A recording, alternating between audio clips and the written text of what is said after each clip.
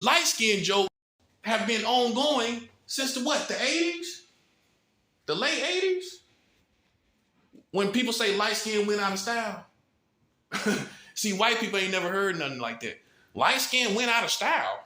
What does that mean? It means it wasn't culturally attractive, or as far as the African American community, or what Africans went after as far as preference. Like, back in the 80s, man, you had, the light skin perspective, like that's good. Like a light skin girl, light skin guy. Then by the 90s, I would say about mid 90s, if I'm correct, then became a revolution embrace, I would say, of dark skin. My personal perspective is I look at features if I find someone attractive. If you're dark skinned, you might have nicer features than someone that's light skinned. You might have a nicer nose. You might have a nicer lips. You might have nicer eyes. You might have nicer hair even. You might have a nicer shape and everything. So I can't limit beauty to a complexion. I don't have that problem. I'm just letting people know.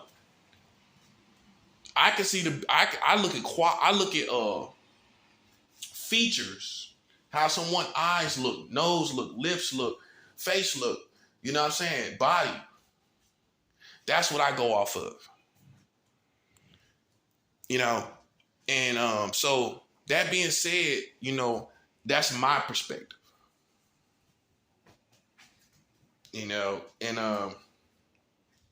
But this has to be understood and established because this helps us understand the wars that's going on more and what they stem from. Why there's division. This is part of it. This is part of the division. Yeah, it's a significant part. And white people don't know this unique dynamic. They don't know about this.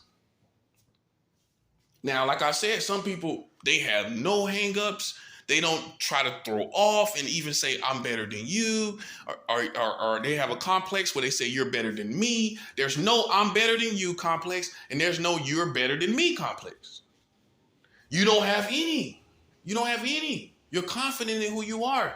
You're not trying to be dark-skinned. You're not trying to be light-skinned. For those who are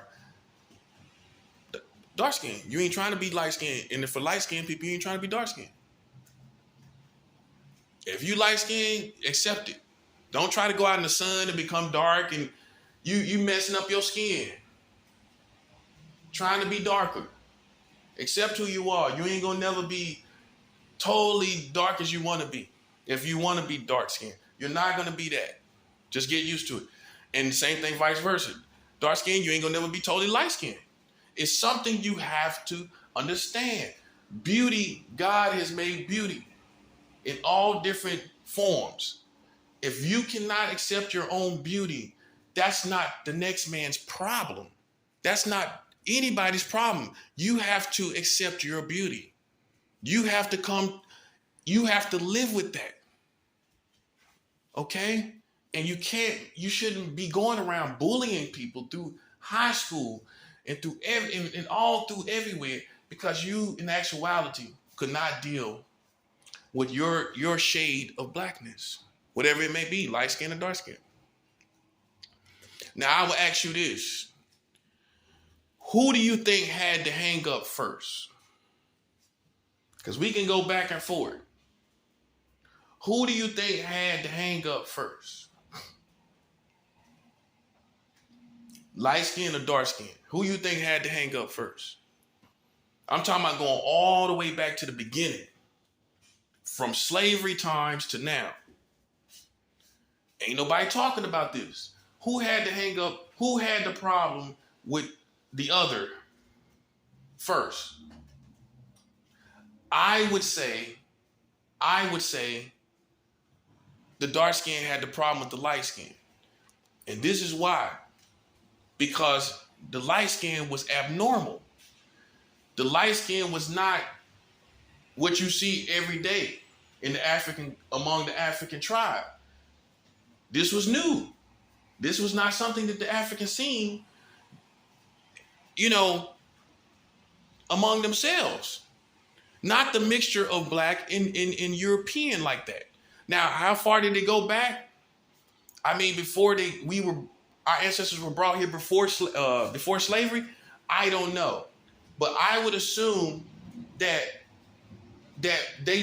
most general tribes from West Africa didn't see it. They didn't see that. Most people from there, right? So when they seen it, it was abnormal.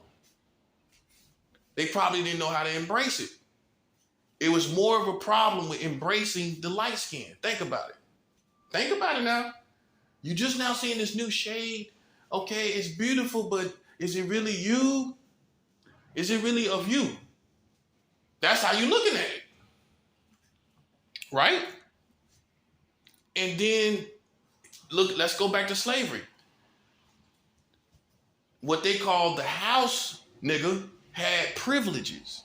They had privileges. They were considered as part of the slave master's family, the slave owner's family.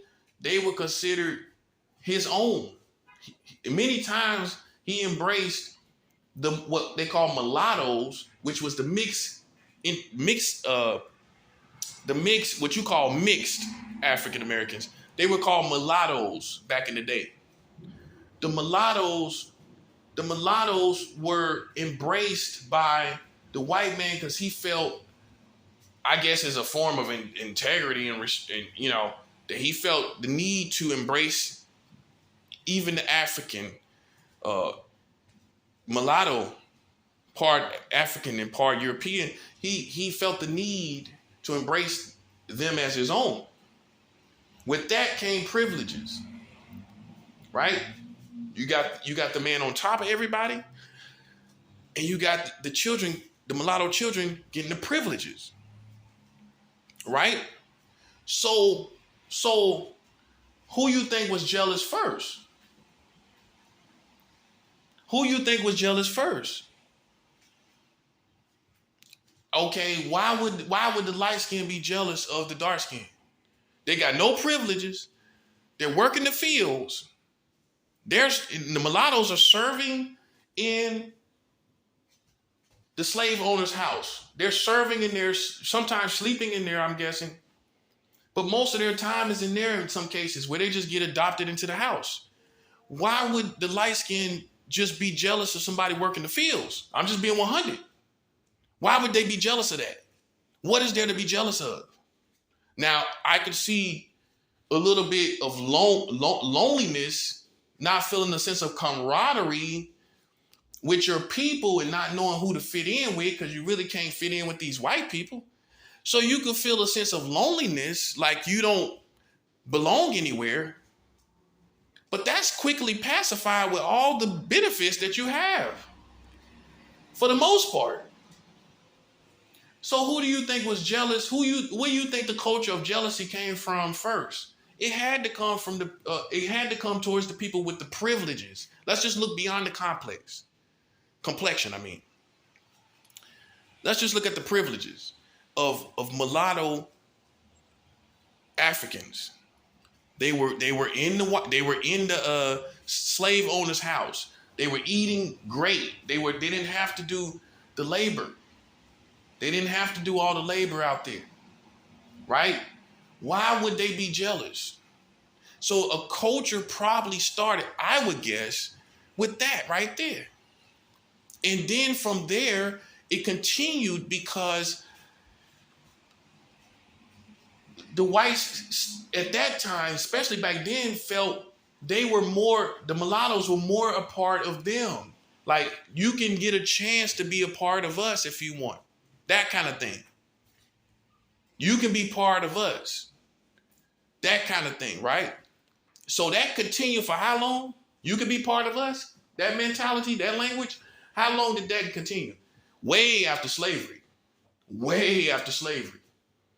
way decades and decades and decades and decades, where a lot of light-skinned women just sat next to the white girls, far as where they worked, far as where the things they did for vocations.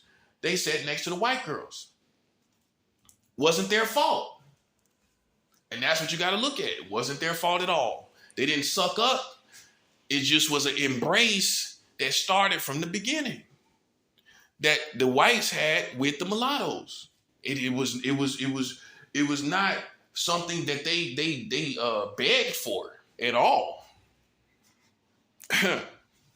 You know, and so that's where the complex started. I feel like that embrace is what is one of the foundations for the jealousy, the envy, because they can see you getting embraced by white people.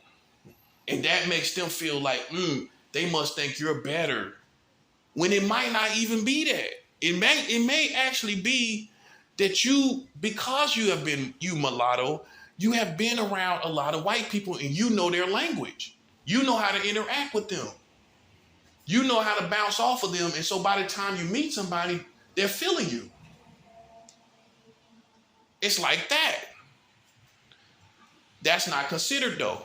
That's not considered. It's not considered that you as a mulatto have been constantly embraced and cultured according to the white culture, and they're constantly getting embraced as a result. That part. Instead of you feeling like it's some kind of rejection, in actuality, they have options. I know. Now that's a 7. I know you don't want to hear that. But mulattoes, a lot of times, they have options that dark skin don't have.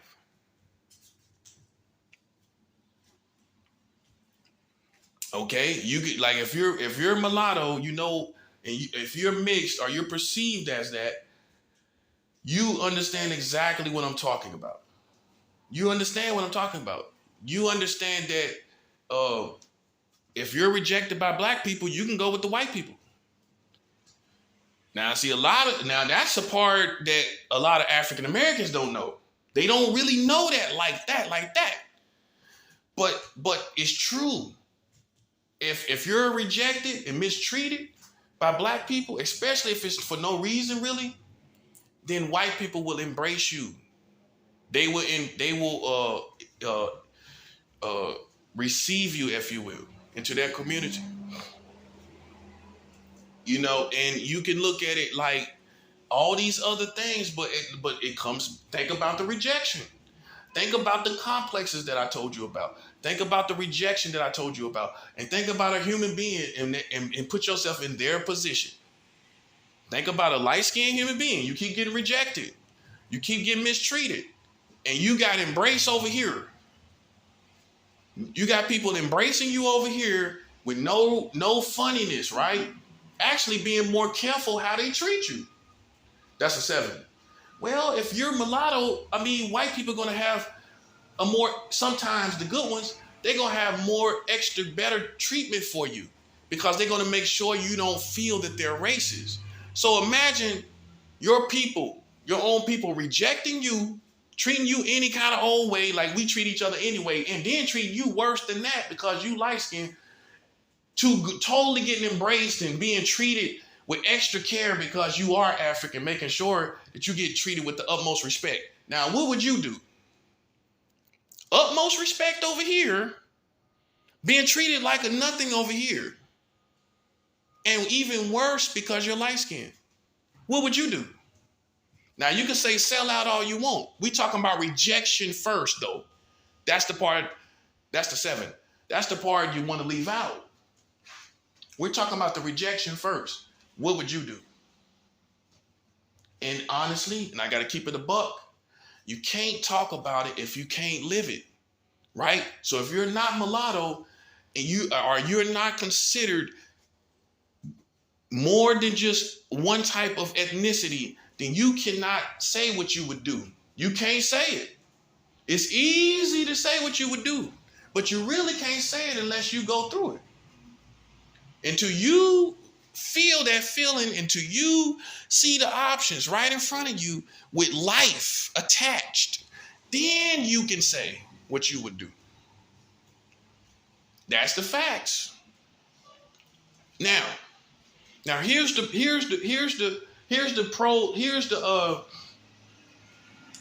pros on being dark skinned. Now, when you're dark skinned, I'm gonna tell you the first pro you get, the first good thing you get is total embrace by your people. Total embrace for being African. You ain't gonna have no problems with other African people. Not for the most part. They're extra careful too with you. If you're extra dark skinned, they're careful to make sure you don't feel like you're not beautiful. So they're extra careful with you. And then many Africans feel that's here, they feel like you're more the root. Like you almost got something special to say. I'm just being real. So you get a embrace as being more African, like us, more of the root, more stronger of the root. And thus comes the cliche, the darker the berry, the sweeter the juice. This is said as a perception that being dark skinned is more potent, more just better. This is how it goes. And so this perception is in the black community. I mean, look, for example, look at Tupac. On the Keep Your Head Up, what'd he say? Darker the berry, the sweeter the juice. Okay? So this is a perception, which is that dark skin is better. It's a stronger root. It's a stronger African root. That's something that probably would never change. That's something that probably would never change. Just like the embrace of white people to the mulattoes. That won't probably ever change. And dark skin embracing, and African Americans embracing dark skin a little stronger, won't it probably ever change either.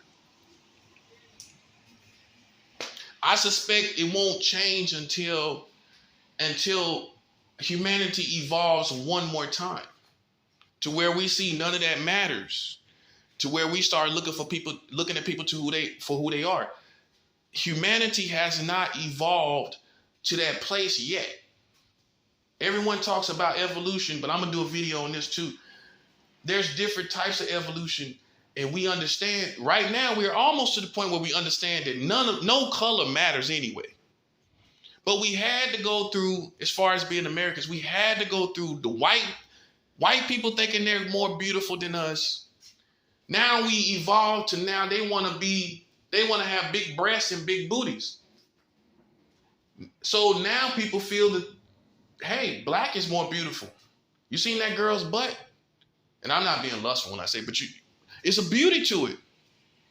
It's a beauty to it that many Europeans don't have naturally. So now beyond the complexion, now you have other types of beauty. The woman beauty, the buttocks, the breast, lips even. It's even down to the lips.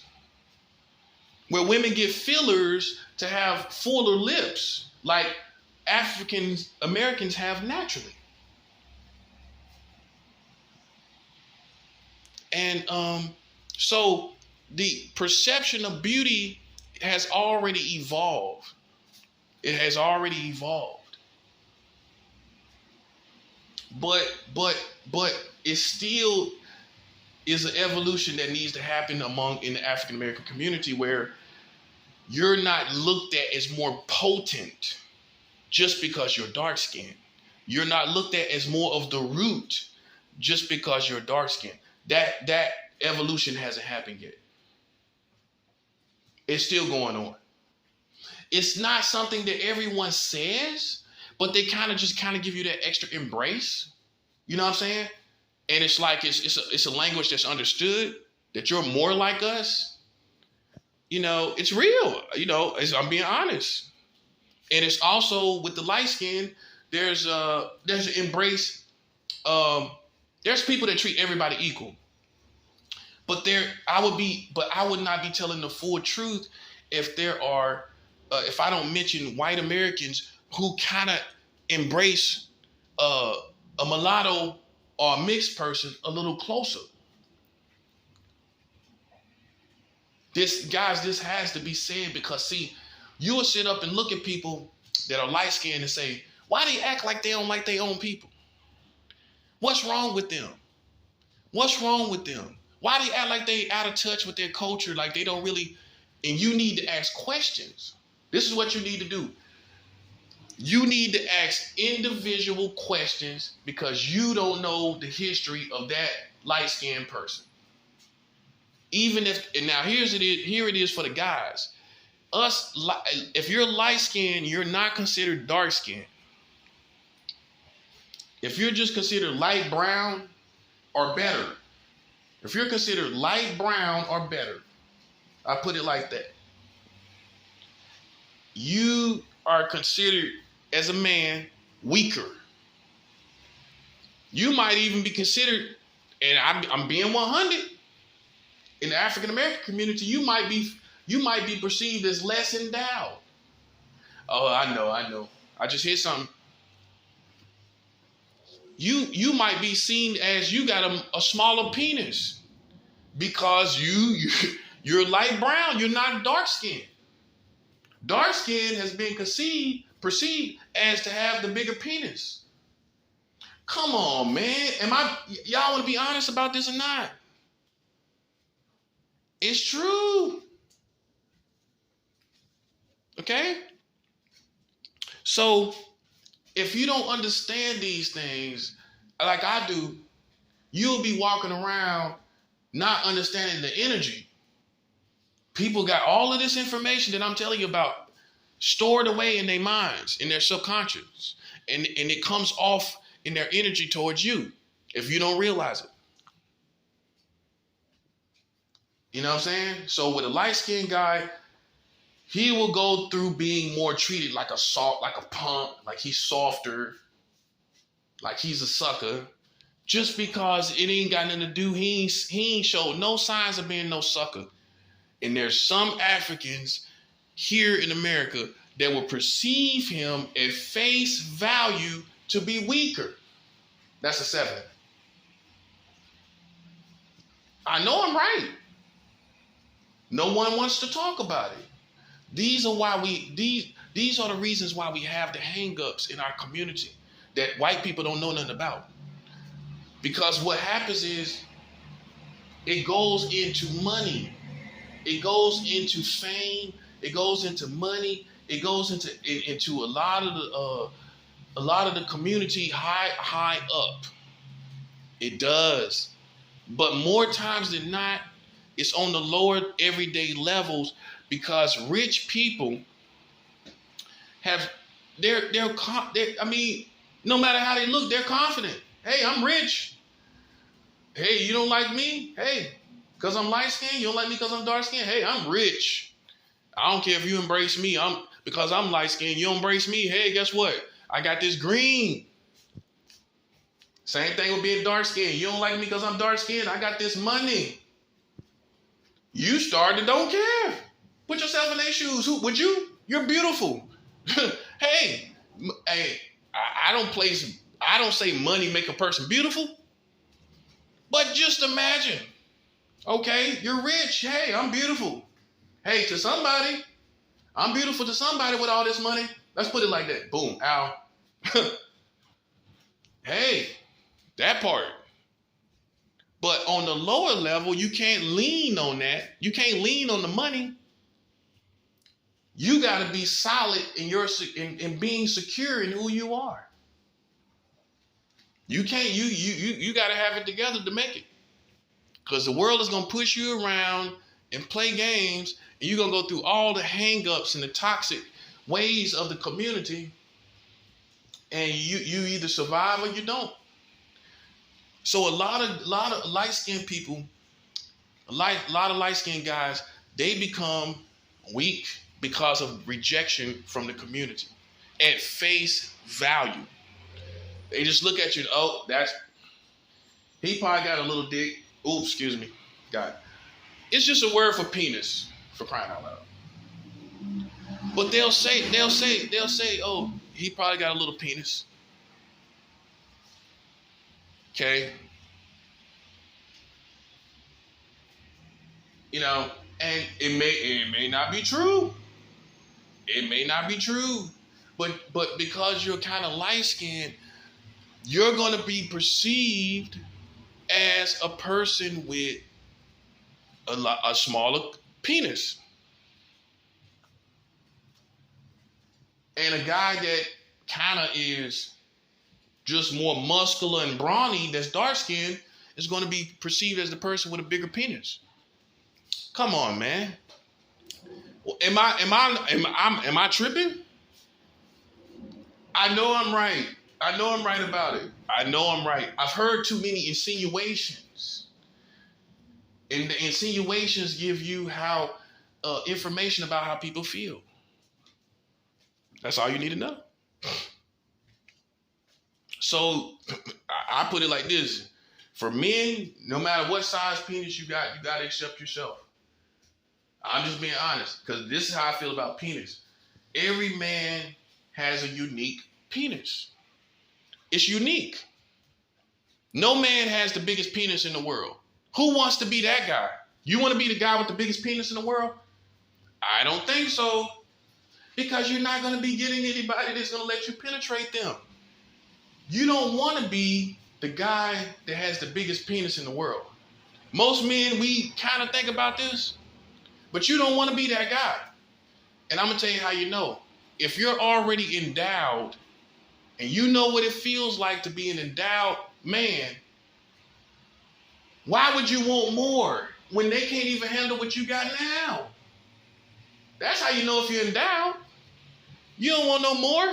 You chalk it off as you got a unique penis and you got enough that everybody can't hardly take. That part. Hey, look, I'm just being honest. I got to be honest about this, guys. So if you're a confident man, you come to terms with your penis size and you become secure concerning your penis size and realize every penis is unique. Some got a bigger tip, some got a bigger girth. Flip around, some got bigger, some got a bigger head, and then some got a smaller girth. Every penis is unique. Learn to accept your own. This is what real men have to do. Because if no real men don't talk about these issues, men go through life comparing themselves to others. You feel like, oh, that man probably got a bigger penis than me. And it might be true. But you have to be secure in the uniqueness of your penis and who you are. It's easier for others, and it's easier to say that for others, right? I understand that part. However, what you gonna do? I mean, what you gonna do? And I'm gonna be 100 when I say this too. It's a lot of men that give up on their penis size and become homosexuals because they have little penises. I've seen it. This is true. And you just feel like, well, I'm not a man. How could I be meant to be a man? And I don't know what to say to that guy. I don't know what to say. I don't know what to say. And I'm not joking when I say that. I really don't. I don't know what to say. All I know is that you have to embrace who you are. That's all I can say. And that sex is not everything, But then that makes it make you feel even more pathetic. But hey, all I can say is you have to accept yourself. That's the bottom line. So now,